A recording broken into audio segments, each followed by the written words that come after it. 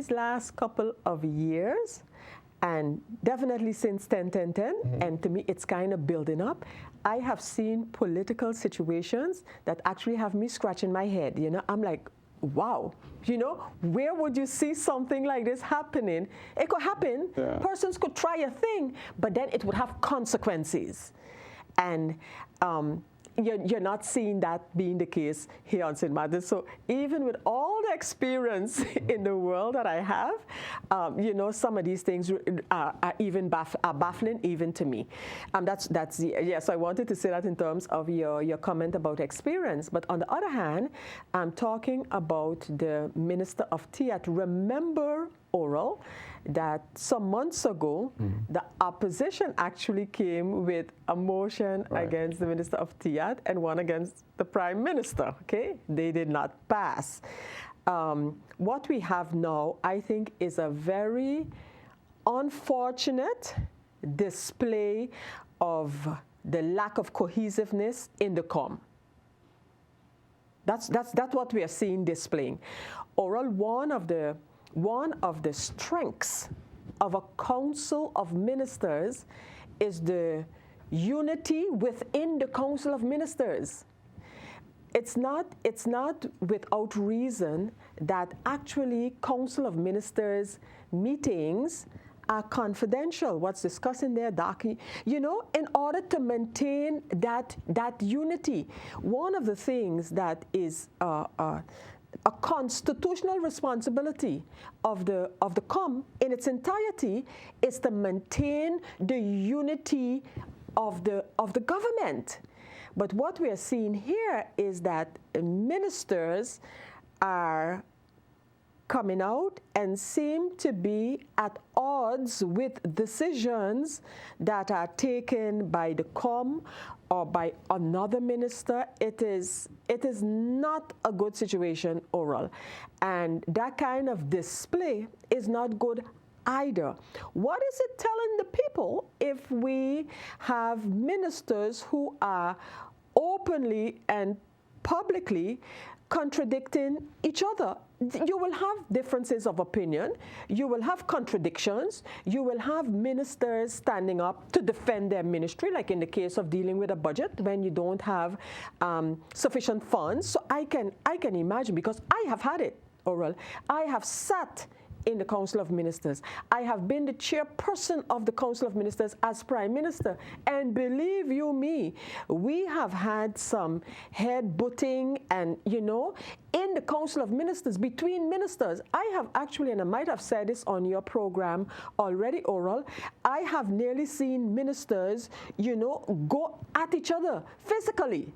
You know, so heated the emotions have run in Council of Ministers meetings that I have chaired, but that can be discussed and solved in the COM, that is a matter of concern. That is a serious matter of concern. But then isn't that the job of the Prime Minister to make sure all the ducks are in line? Yeah, well, the Prime Minister is definitely responsible for that unity.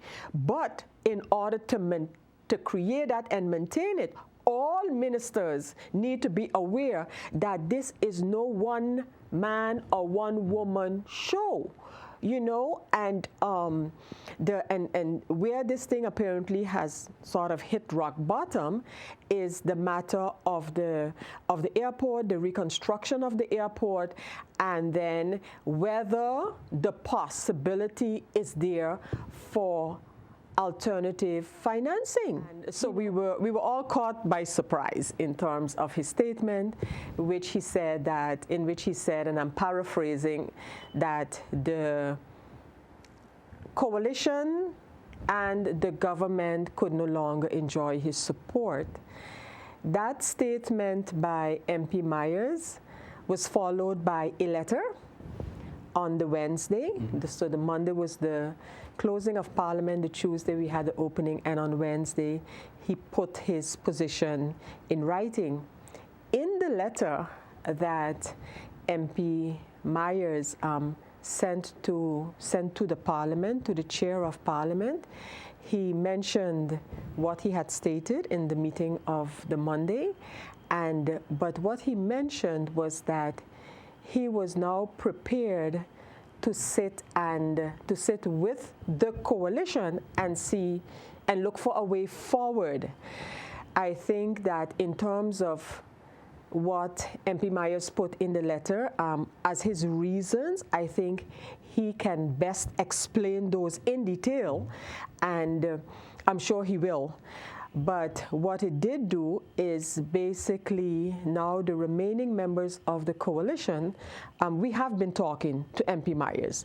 We have been talking to MP Myers based on his position as he put in the letter, because indeed MP Myers did not make his call, make his decision, and then basically turn his back. Neither did this call come as a result of MP Myers seeking to form or be part of another coalition. Clearly there is that undertone of frustration in terms of how things were going in the coalition and governance. I'm not even saying government. I'm saying the governance of the country.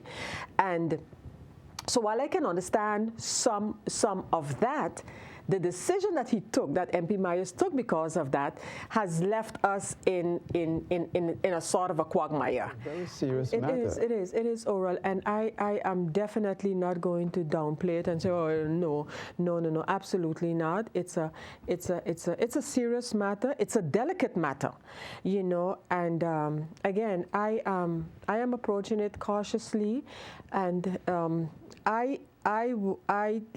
I would like to see a government being able to finish some of the work that is so urgent on and for St. Martin. And again, somewhere, some 8 or more are going to have to find themselves together in Parliament and support a government.